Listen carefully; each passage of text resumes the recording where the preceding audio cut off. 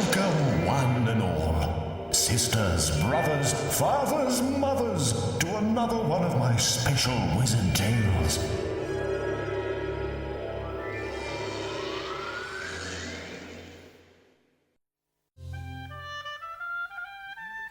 The New Adventures of Robin Hood. The English summer of 1195 was the most beautiful in living memory.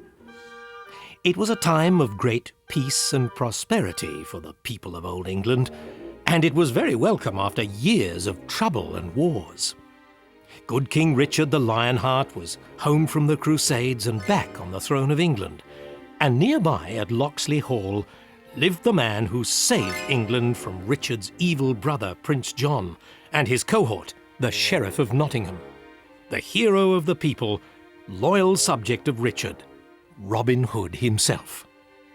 Peace. Ah, yes, there was great peace and harmony across the land, and something else too. Love. The fair Maid Marion was soon to marry her true love, Robin Hood. But before the wedding, she was the guest of King Richard.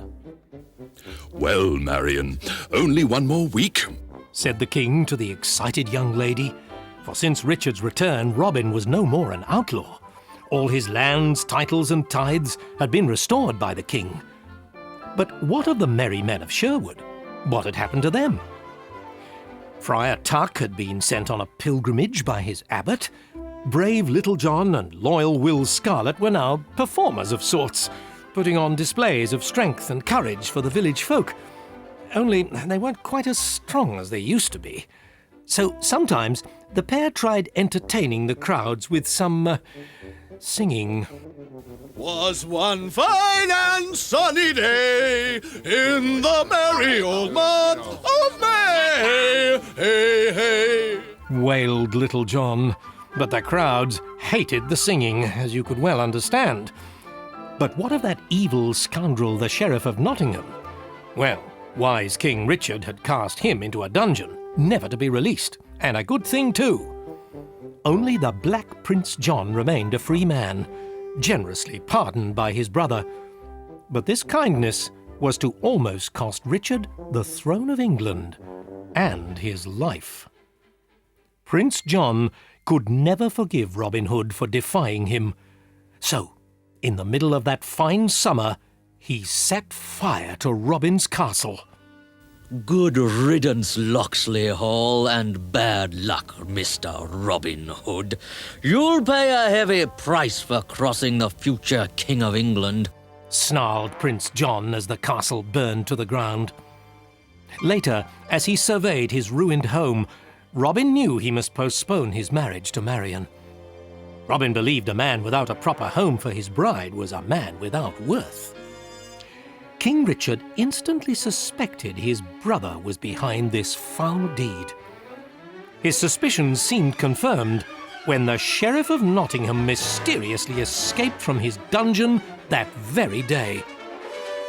The king advised Robin to once again gather up his band of merry men, for he would surely need their help.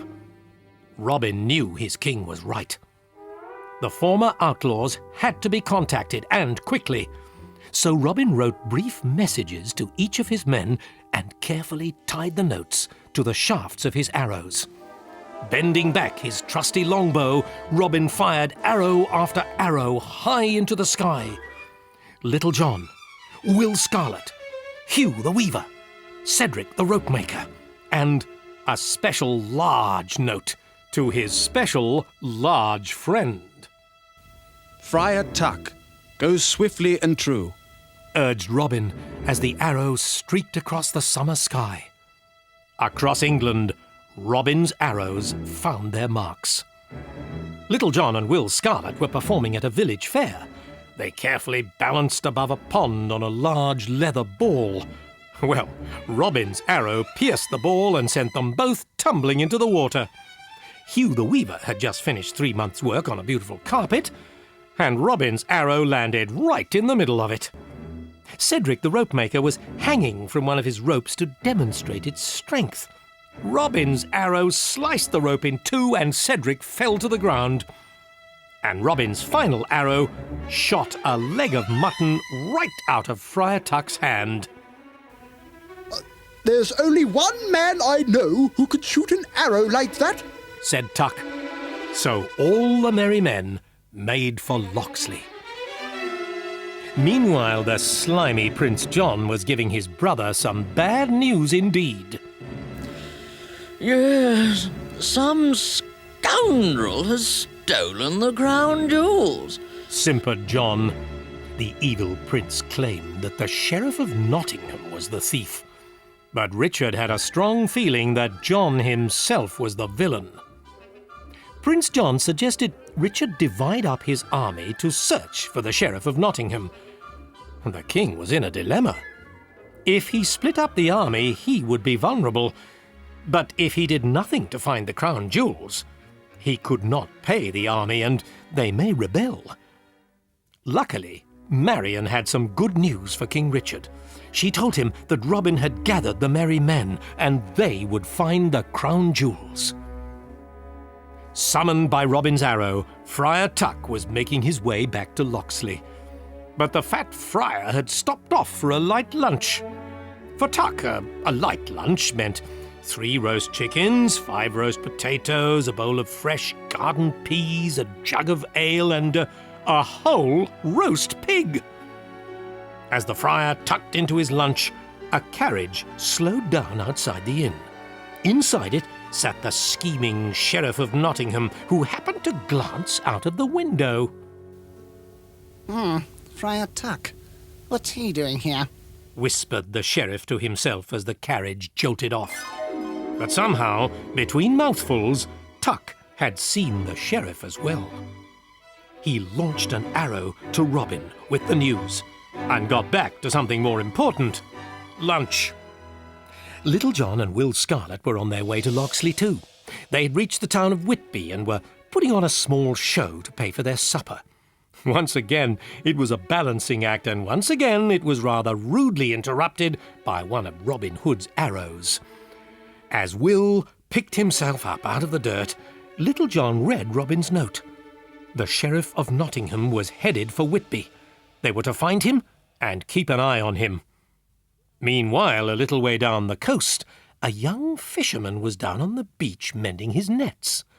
When he looked up, he was amazed to see longships approaching. Vikings! Vikings? Ah! Cried the terrified fisherman as he ran off to warn the king of this invasion. The worrying news quickly reached Richard, but there was little he could do. His army was in a sorry state, and now that the crown jewels had been stolen, there was nothing to pay them with. Prince John was secretly delighted. He once again urged Richard to split up the army and search for the Sheriff of Nottingham and the jewels. But Richard refused to further weaken his forces. Back at Whitby, Will Scarlet and Little John had managed to track down the sheriff and follow him to a barn outside the town. He's not alone. We've got to find out who he's with, Will. Whispered Little John. So Will Scarlet climbed up on John's shoulders and peeked inside the barn. Will couldn't quite see who the sheriff was talking to, so he leaned right inside. He heard the sheriff mention, "Rendezvous at the ruined castle." Then Will leaned too far and fell through the window. The sheriff and his accomplice immediately ran off. Will picked himself up and gave chase, but he was amazed to see Little John head first down a well. When Will pulled him out, John further amazed him. You won't believe this, Will, but I was just attacked by a giant, said Little John. This was strange indeed, because Little John himself was already a giant, so whoever attacked him must have been truly enormous. Robin had ordered his men to converge on Whitby to capture the sheriff, and he too was preparing to set off. But before he left, Robin shared a tender moment with his love, Marion. Oh, Robin, please be careful. I'd die if anything happened to you. Marion urged her fiancé. As he left his burnt-out castle, Robin passed his faithful servant Colin the grass cutter. Colin was bored and thirsted for adventure, so Robin invited him along to Whitby. The young lad was thrilled to accept, and the two of them rode off towards the coast, heading straight for the Viking invasion. Will Scarlet and Little John had managed to locate the ruined castle that Will had heard mentioned by the Sheriff of Nottingham. Night had fallen, and not wanting to take any chances, the two men waited in the shadows. Soon enough, they saw the skinny figure of the sheriff skulking about. John wanted to grab him, but Will advised him to wait a moment. Luckily they did, for soon the sheriff was surrounded by a group of enormous and very fierce warriors. Vikings! Whispered an astonished Will. That explained the giant who had attacked Little John. The two men were horrified to overhear the Sheriff of Nottingham offering to pay the Vikings with King Richard's crown jewels. Just then, Will and John heard someone else approaching. Fearing that it would be Robin, Little John rushed off to intercept. But it wasn't Robin, it was Friar Tuck. When Little John told the friar of the sheriff's plans to pay the Vikings with the crown jewels, he was outraged. This is worse than treason. We should act immediately and fight, exclaimed the friar. But there were too many Vikings for them to handle, so John suggested they concentrate on the Sheriff of Nottingham instead. So Little John, Will Scarlet and Friar Tuck set about finding out what they could from the evil sheriff. The three friends knew the sheriff was a coward, so they devised a plan to trick him. After the Vikings had left, the sheriff had to walk through a dark and scary forest to get back to Whitby. When he was deep in the forest, John, Will and the friar put on spooky voices and pretended to be ghosts. It worked! The terrified sheriff dropped to the ground. What do you want? He whimpered. Once they could see the sheriff was scared enough to talk, the three ghosts revealed themselves. The sheriff knew them all, and he was horrified. Even more so when Robin Hood, Colin Cutter, and the rest of the merry men surrounded him. Robin told the sheriff he would feed him to the fishes unless he confessed his plans. We're going to pay the Vikings with the jewels to sail up the estuary in 2 days' time, blabbered the cowardly sheriff.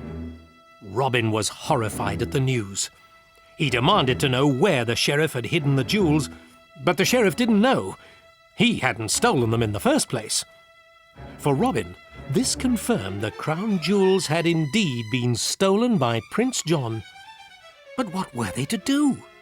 King Richard's army was in disarray, and the only thing stopping the Viking hordes from taking England was Robin Hood and his small band of merry men. They were greatly outnumbered, and Robin knew they would have to use courage and enterprise. and cunning. We'll need that too, Robin, added wise Friar Tuck. Little John wanted to try and devise a plan straight away, but Friar Tuck insisted there was something far more urgent to be done first, something that was far more important, and something all the merry men must share. Lunch. When the food was eaten, Robin and his merry men walked around the ruined castle and tried to devise a way to defeat the hundreds of Vikings. There were many old weapons abandoned in the castle, and Little John began to stare at them.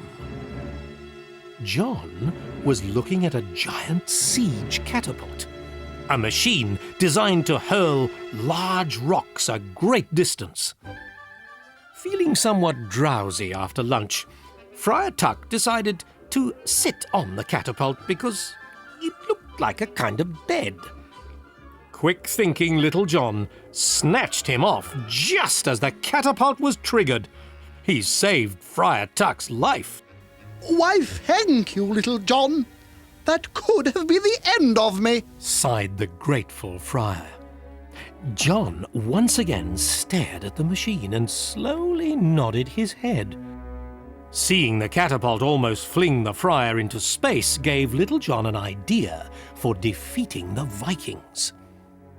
Robin and the merry men gathered around as John explained his plan by scratching out a rough diagram in the dirt. Little John's plan was a clever one. It was to use the catapult to hurl large fishing nets over the top of the Viking longships, trapping the men inside. Robin Hood loved the plan. We bring in the giant catapult and do a little fishing. Hey, Little John? He said. The merry men laughed to themselves. They knew the Viking longships were coming up the estuary in 2 days, and if they could prepare the catapult and the nets in time, Little John's plan just might work. So the merry men securely tied up the Sheriff of Nottingham and set about repairing the catapult and finding the nets. Little John was busy hammering the wheels back onto the catapult. But he banged so hard he smashed the hammer. Friar Tuck was doing a good job mending the fishing nets until he spotted a hamper full of food. This made him forget about the work altogether. And Colin Cutter sawed a block of wood to strengthen the catapult. But he wasn't concentrating, and the heavy block fell right onto his toe. He cried. They worked for 2 days and nights, and by dawn, they were ready for the Vikings. And just in time, too. As the sun peeked over the horizon, the sails of the Viking longships came into sight. The ruined castle overlooked the estuary, so Robin and his men had a perfect view of the longships as they made their way toward land. The merry men kept hidden so they could spring their trap. But they were concentrating too hard on the longships and failed to see the sheriff had slipped out of his bindings and was running up to the castle tower. Friar Tuck gave chase, but he was a very large man and rather slow. The Sheriff of Nottingham leaned out from the top of the tower. Watch out! It's a trap! Danger! He yelled to the Viking invaders. Friar Tuck finally reached the top of the tower and grabbed the sheriff in a bear hug. But Eric, the Viking leader, had already seen the sheriff, and he knew there was danger. He ordered his longships to turn around, but it was too late. Now, men! Ordered Robin. Little John released the catapult, and with a whoosh, the huge fishing net arced across the sky. John's aim was perfect, and the net landed right on top of Eric's longship. All the Vikings were trapped inside, and their longship was out of control. It ploughed into the beach below the ruined castle. Yelling and screaming, Robin and his merry men raced down to the beach. The Vikings finally managed to slash the fishing net with their swords, and they leapt from their boat. Just then, Robin and his men arrived. The two groups hurled themselves at each other with fearsome might. It was a terrible fight.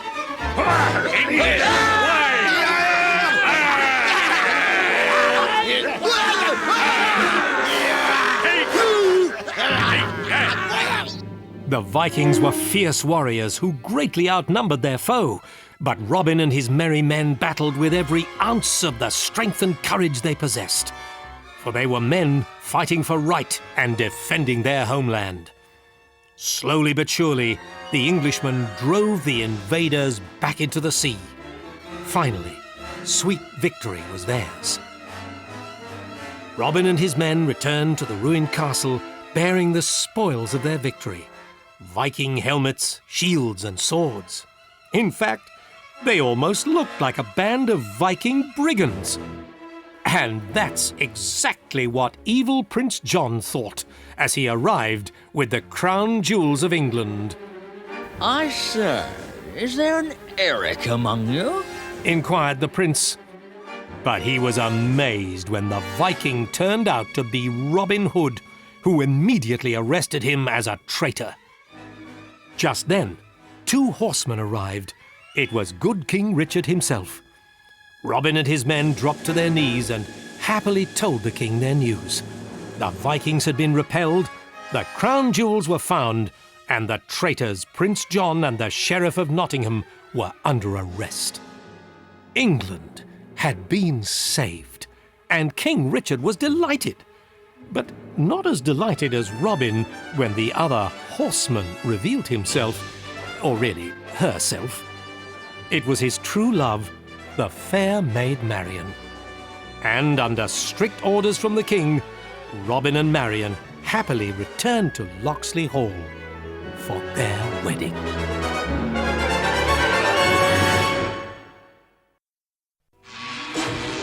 And thus another fine wizard tale concludes. Sisters, brothers, fathers, mothers, join me again soon for another classic tale. Won't you?